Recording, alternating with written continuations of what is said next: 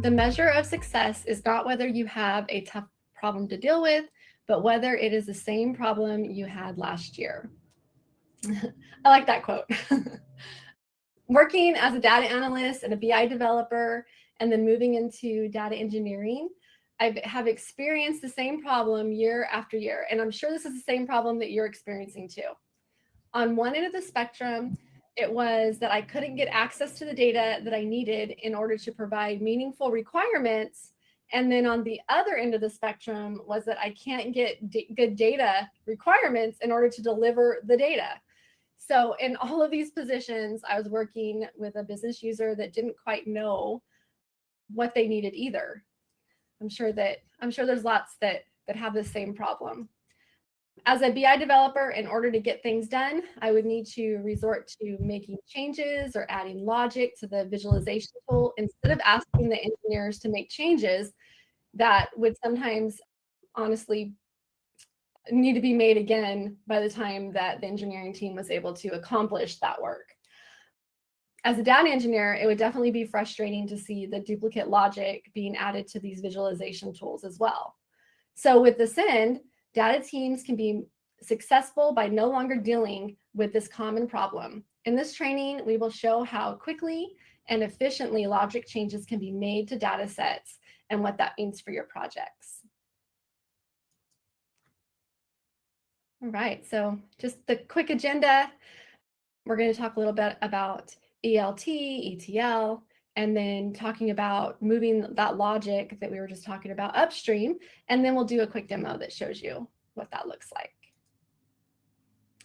All right, so there is definitely a lot of debate on what's better, whether it's ELT or ETL. And really, it's just relative to the case. Ascend supports both methods and even the extra TL that happens after the data is actually loaded to the database. So this is when the BI team is utilizing this data. They're writing queries that have business logic in it, and then they're adding additional business logic in the actual visualization tool. So at the end of the day, really what matters is the value that the data provides the business.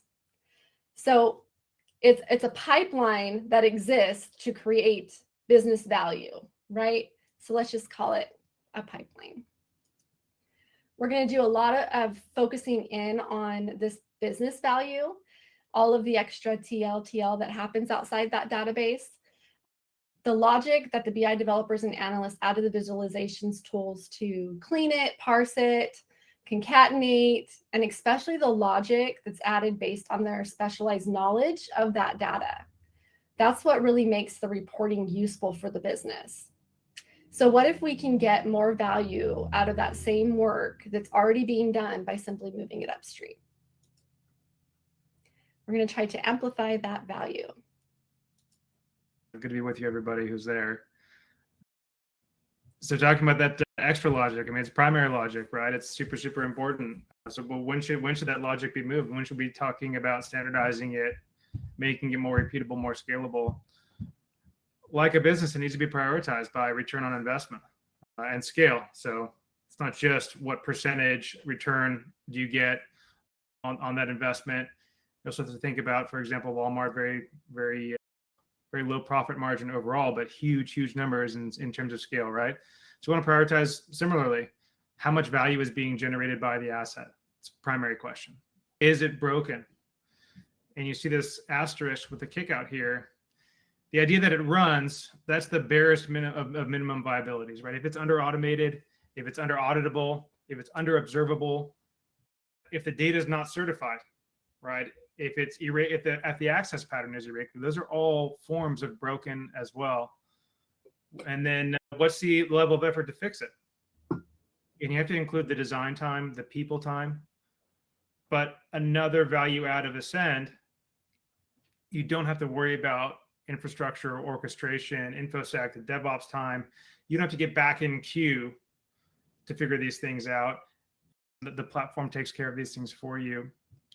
Will fixing it recover time that can go toward new data product development? This idea, or this return of time is the the one resource that we can't make more of. And so, and it's also, I think, the strongest lever on our productivity is what we choose to work on, what we're able to work on. And will fixing it increase funding for net new data product development, right? I mean, we're all operating on budgets, everybody across the board. So if fixing this improves that, does that return or enable, further investment? These are, I think, the keys to the question of when logic should be moved. If you look up in the upper right there of this slide, you'll see that the idea of 4 more V's. I think we're all familiar with velocity, vector, variety, and volume. Those 4 V's in our stacks. 4 more V's would be value, visibility, the virtuous cycle, and the vicious cycle. Right? We want to drive towards value. You guys know that. Visibility is super important, right? Who an asset is visible to, or excuse me, who has visibility onto an asset is really, really important. I mean, we're all sort of in the office, and we know kind of who has what influence and who doesn't. The virtuous cycle idea, super incredible, super critical. If we can instantiate a virtuous cycle, that's positive. And the vicious cycle is what we want to avoid. We want to get out of those eddies and those whirlpools in our data stacks. All right. So what logic should I move? Any logic or data in the visualization tool.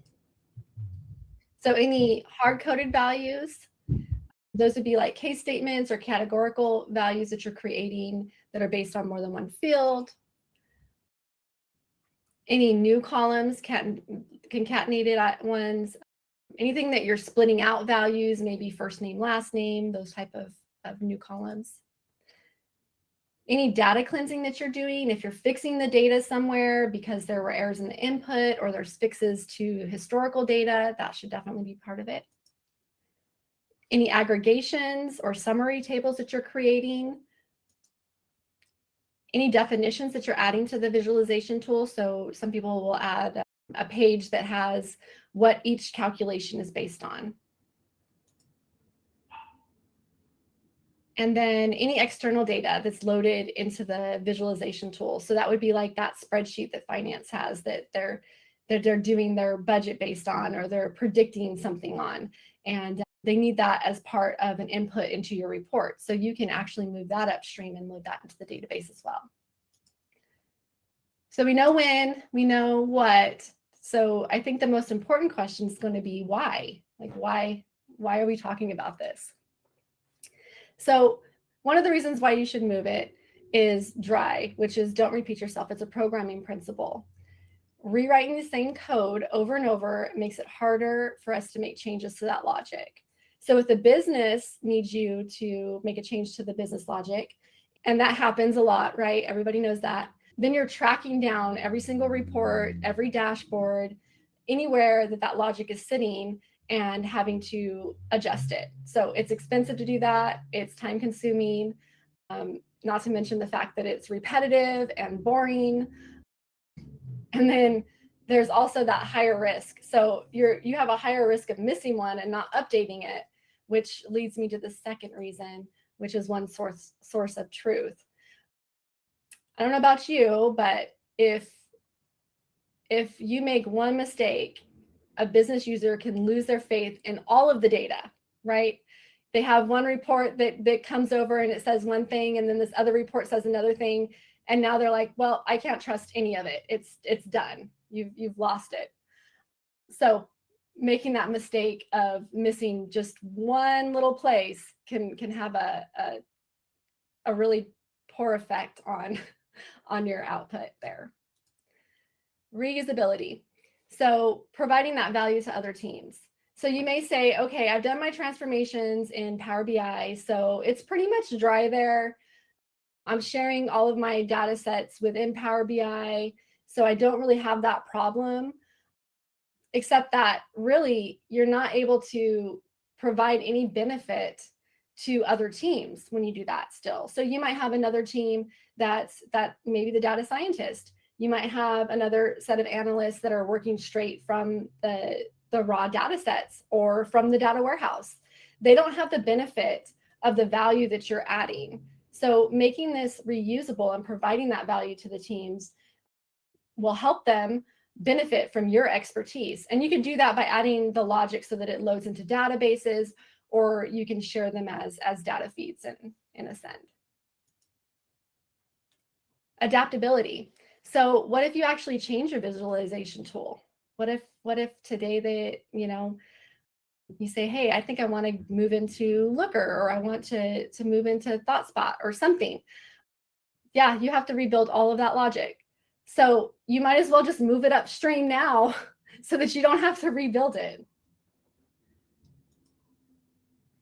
Okay. So many good points there, Tessa. So many good points there. I mean, the adaptability piece is really consonant with modularity, also almost like a microservice architecture that has just dominated the application development scene.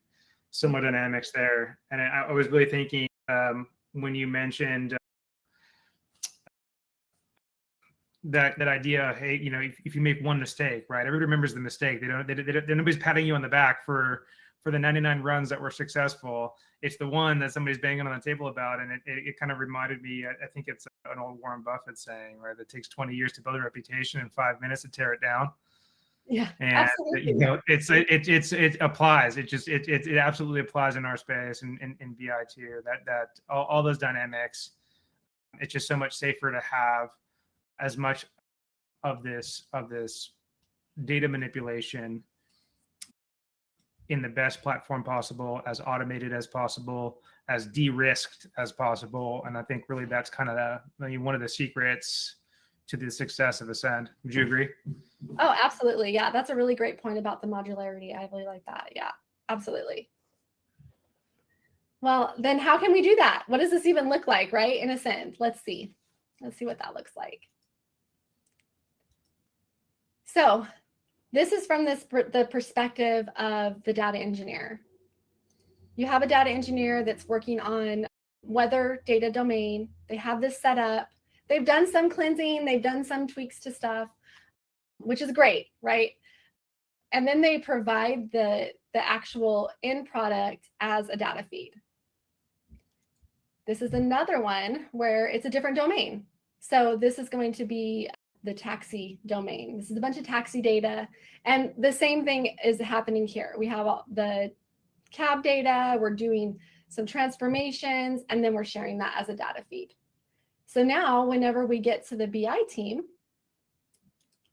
we have both sets of the data feeds, right, from different domains. These can be shared across your different data feed or your different data flows and data services.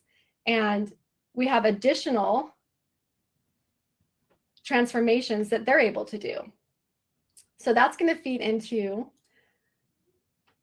our little dashboard here. And of course, it doesn't matter what dashboard it is. It doesn't matter, where it's going.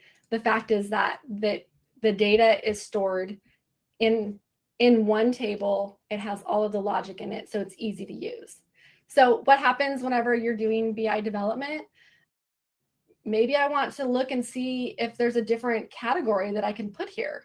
So 14% of the time it was raining, 85% it's not raining. What does this really look like? If, what is the category for rainy? Is it just any rain? I mean, maybe there's a difference when it comes to how heavy the rain is. So I can go in here. I have my weather data right here. Let me just look. I can easily query the system. I'm going to paste it in so you don't have to have the pain of me typing.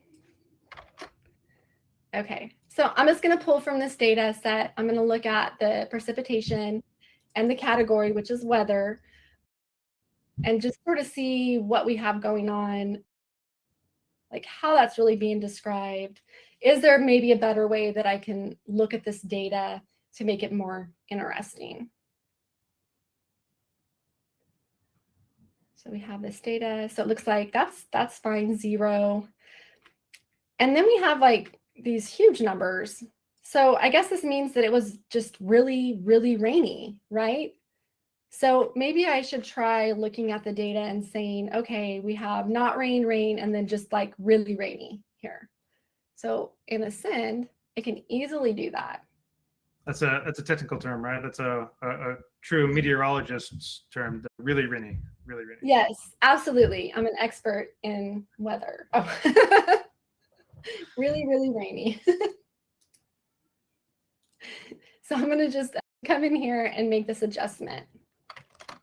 So I'm adding my case statement. Instead of adding it into the logic of my visualization tool, somebody else might want to look at what happens when it's really, really rainy.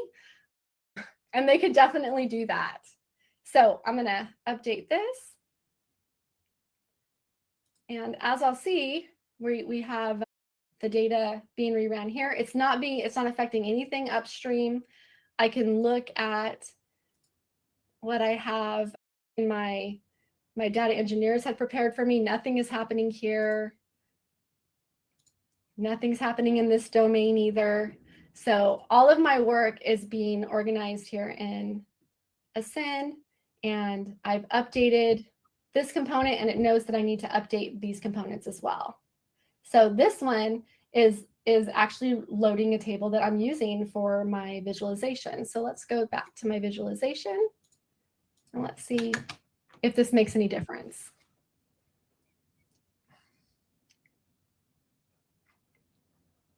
Yeah, so I see that sometimes it's like the 10% is just really, really rainy. So definitely you see how easily that can be done. It's really compelling stuff. I think if you bring back the screens from Ascend real quick, I want to make sure that the audience was able to kind of see some of that. Yeah, close that left nav, right? You've got on the left of the purple edge tiles. I don't know how zoomed it is. It's how zoomed in it is for everybody. Those are what we call data feeds, and that combines kind of like a data sync, a write connector syncing data with a pub sub mechanism that then automatically, right? The subscriber to the publisher knows now, hey, I've got my change. It's how do we kind of break this out? You saw a couple of other data services. This data flow, this data service is picking up from a data feed that was the end of the other two data services. So now we're daisy chaining, right? And we're creating that modularity, that automation. There's no chronology to manage. You're not worried about, what order, what dependency of the jobs. You're not calling some op center and saying, hey, can you start this job, DBA, or whatever the case may be. Tessa went in there and quickly modified a bit of code to add a net new kind of data point. And the rest of the DAG automatically propagated. Boom. And all the way to the end of the visualization in ThoughtSpot, I believe we were in. And I think just checking out that poll, Tessa, we've got some Looker and some Tableau. Yeah, any of us who've been in enterprise environments, even smaller environments, it's not always the case that there's one tool in the house. Yep. Right? So if you're in that situation, especially, it becomes even all the more important to have your real kind of manipulation logic, your real data engineering, even for BI use cases, done in a proper place so that you can fan out to multiple visualization suites. Would you agree with that, Tessa? Oh, absolutely. It's very powerful, very powerful. I mean, it even comes down to, some of the teams that like to go into data sets and pull them down into Excel. That still happens in huge organizations. Totally. They can absolutely have access, pull that data down. We didn't even touch on the queryable data flows. I mean, these transformation components are individually queryable. So you get, your favorite power user with a spreadsheet, or somebody who wants to kind of crack in here, and they're able to break in. You can show them this tag. It's live. This is real lineage. It's not, hey, I got to pull this down and copy it and share it with somebody in Visio or whatever.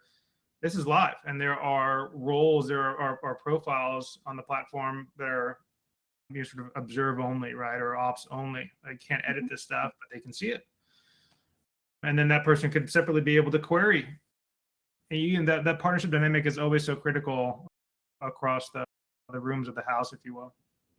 Yeah, I think it really builds trust in the data when you're able to go in and see what's actually happening with it. It's a great point. Trust is so critical. Great point. Absolutely. Right. So I'll pick it up from here. So yeah, I mean, I don't know about you, Tessa, but I lost my magic wand some years ago, I suppose. And change is hard. So is it worth the effort, right? But I think, Tessa, you brought up a great point earlier. We talked about the modularity, you talked about adaptability. It's two sides of the same coin, if you will. Yes, without a doubt, is the short answer. It is absolutely worth it, right? Do you want any leverage in your contract negotiations with your vendor partners? Do you want to feel better, safer about your upstream data pipelines? Do you want your stakeholders to feel better? Do you want to have less to worry about in that sort of, simple pipeline reliability kind of dynamics? Those were all yeses for me when I was running, kind of scaled teams. I put some notes in here too. Declarative is the future because time is money. So drawing a little bit of an analogy here. Think about AI. Everybody's talking about it. We'll kind of leave that topic separate. I don't want to go down that rabbit hole, but what is it if not really a declarative revolution? When we talk about declarative and imperative, right? The modern data stack is an imperative stack. You've got to code out your infrastructure. If you're DevOps oriented, hopefully your teams are. Somebody's got to do that. You've got to code out the data engineering work. You've got to code out the orchestration on top of the data engineering work. You've got to code out the observability, and that's you have to imperatively tell it all what to do. So here comes Ascend to drive value by being declarative. Tell us what you want as your end state, and most of that stack is going to be automated for you. Similarly, when you think about AI, you kind of tell it what to do. Hey, I'm going to ask you a question, or I'm going to tell you to give me something back, and then it just go and does it. Culture over strategy. I don't know if you guys have come across these type of concepts. Hey, would your culture trumps strategy every day? Somebody says with a fist on the table. It's generally true. I mean, I think it's a defensible statement at least. But why shouldn't it be both? Why should we have culture and not strategy, or strategy and not culture? Sometimes the strategy comes and you don't have the culture because it's very top down. But to that point, tool sharing is caring. Let's collaborate with all of your partners. I mean, left and right of where you are, right? Bring this stuff out. And we all know that we catch more flies with honey than with vinegar, or dangle the carrot, don't, not the stick, all those types of old proverbs or what you will. But really, tool sharing is caring. Like, show this stuff around, let people see it, and let it speak for itself, and it will. And then you be that person who brought up the good idea. And then remember the virtuous cycle. I really can't emphasize that enough as somebody who's had to run a very, very large team. There's no way for me to have been like, hey, I'm going to be aware of everything that everybody is doing. It becomes about cycles. How do I maintain momentum, product momentum, development momentum? And a lot of times that comes back to how do I keep my teams away from situations where they've got to double back and fix something because we wanted to do something better over here, or we wanted to change something over here. And Ascend really excels in that spot. Like, just really excels in that spot. This stuff's going to be automated. Focus on the engineering. It's going to be highly shareable. It's going to be highly scalable. It's repeatable to that drive perspective. So remember the virtuous cycle. I'm going to step off my soapbox now for a second here, Tessa. You're welcome to jump on. Yeah, no, I absolutely agree. When it comes to making data available across your users base, then it democratizes the data, right? So everybody has their hands in it. They're able to see what's happening. They're able to understand, and even they're even able to participate in a better, higher degree. The people that have the most knowledge about this data are the consumers. So they're able to actually look at it, say, hey, this is what's happening. I see what's happening. Now we can go in and fix it ourselves. Totally. Okay, so if the magic wand is lost, but the change is hard, but it is worth it, how do we do it? How do we approach our partner team now? Every shop has some similarities and some differences. Those of you who are in a BI vertical, or those of you who are in a DE or enterprise data vertical, So put partner there in brackets. Whoever your partner is, always think in partnership. It's a partner relationship. Absolutely. So always be thinking as if the pie is growing as well, even in recessions, right? I mean, we seem to be entering into sort of a negative macro. Most companies are tightening belts a little bit or looking to trim budget, trim fat. But that pie still grows. It's really an awesome opportunity for excellent tech to grow share inside of a shop, right? And this is, I think, also the secret to kind of the creative destruction idea. In times like this, where we're all looking for efficiencies, what's the best thing we can use? How do we get that efficiency? And I think Ascend is definitely here to deliver some of those efficiencies. And I think your partners will appreciate that. So specifically, especially from the spot of BI, looking to your partners in enterprise data or infrastructure or observability, or your DBA sort of ops team, whatever that looks like, they're all dealing with SLAs, whether they're formal or informal. They're dealing with them. And similarly, I think as BI professionals, we want that too. Hey, I want to make sure we've got an agreement, right? This data is going to be here at this time, right? This infrastructure is going to be here at this point. So this person is going to be there to help me if I need this to run, whatever the case may be. Formal or informal, it's a service level agreement. And to the degree that we're sort of agreeing on it, we're looking at that and saying, hey, this is how we can help each other. It's really helpful to talk about that, to talk about those specifics, and it becomes less about you said this and I said that. It's, no, how we servicing each other. KPIs and OKRs. Everybody's got their management business objectives or whatever they're called. These are your goals for the year. Your bonus depends on them. Let's not be shy about it. We've all got KPIs. BI teams are pumping them all day. That's sort of what we do. So KPIs and OKRs, objectives and key results on that OKR side. Talk about those too. How is this change, this work going to improve those? Going to make those better for everybody involved?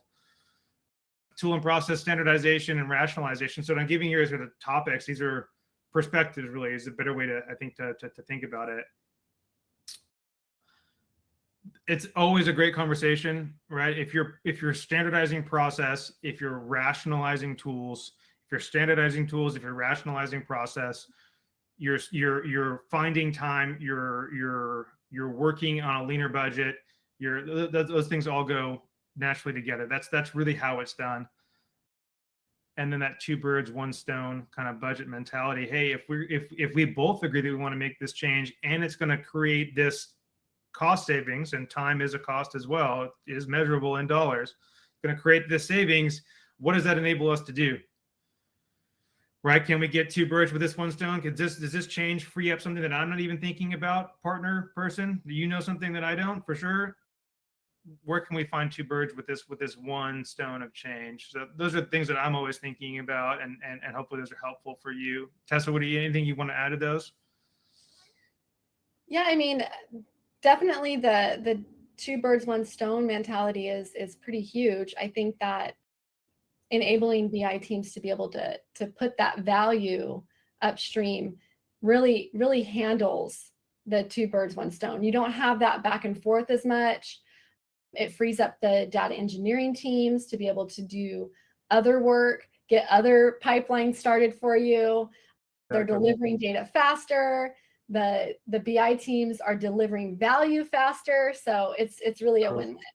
Virtuous cycle, right? I mean, if we're able to move kind of sensitive, let's say, workloads into a less sensitive posture, right? That's freeing up time for a lot of people, and it's reducing stress for a lot of people too.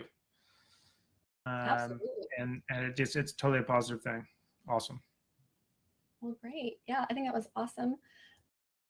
I do want to mention before we go into Q&A though, that we have a couple of great articles that have been published that relate to some of the content that we shared today. So I'm posting those links. That's a good one. Highly recommended. Yeah.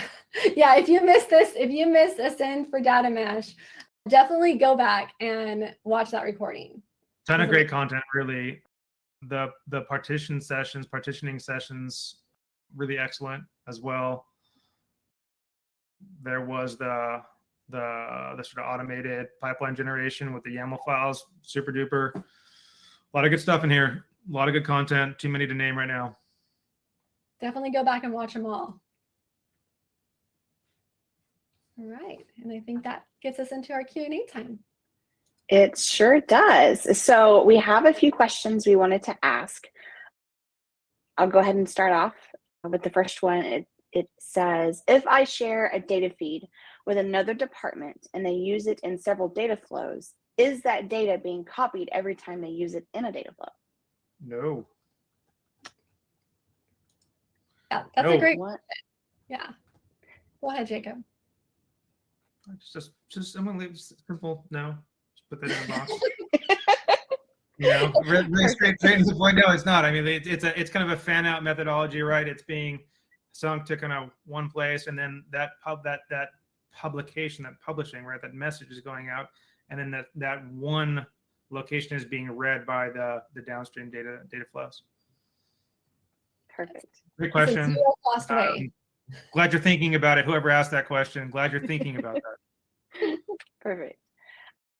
Our next question is what about measures? It doesn't seem like you can add those to the upstream. Oh, yeah, that is very true. So for measures, so that would be if you're calculating a value based on a dimension like percentage of sales by category, that type of measure. That's a simple calculation that others can do with SQL. So what you would be moving upstream would be any of the logic that changed that categorical value. Sometimes, like an example would be if there's some historical data and the company wants to change sort of how that looks for the current data, you're going to have to write a case statement to change that category. So it might be based on another input. You would want to move that upstream and make it easier for that simple division in a SQL query to happen. Tessa, isn't that perspective really very much in line with kind of what the best BI vendors want you doing? You know, like, hey, that there's some stuff that belongs in that layer and other stuff that belongs elsewhere. Absolutely. So yeah, typically the BI visualization tools are great for calculating percentages or sums by in a dimensional model, right? So yeah, absolutely. And a measure would be something that would be put as the value for that calculation in the dimensional model. So that's a good point. Perfect. All right. Well, thanks so much, Tessa and Jacob, for your expertise. We will start the next session at 11:45 a.m. Pacific with Johnny and John discussing dynamic pipeline generation. So we'll see you soon. I called it out. Yeah, I knew it was happening. I called it out before it was even recorded. I just already know the content. I'm cheating. Love it. So much fun. All right. We'll see you guys.